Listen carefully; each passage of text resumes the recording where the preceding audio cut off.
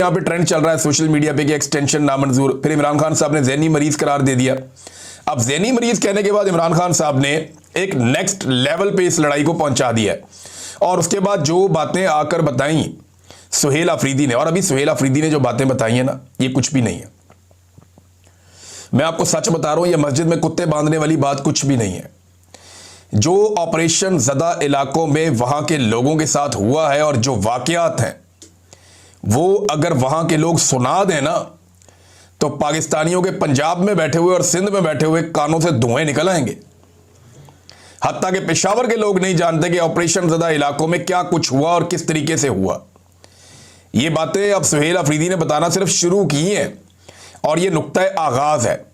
मेरे ख्याल में जितनी जल्दी हो इस मामले को समेट लें और अवाम का मैंडेट तस्लीम करें, उससे माफ़ी मांगे कि हमने तेरे साथ ज्यादती की, भाई आप अपना काम करें, हमें हमारा काम करने दें।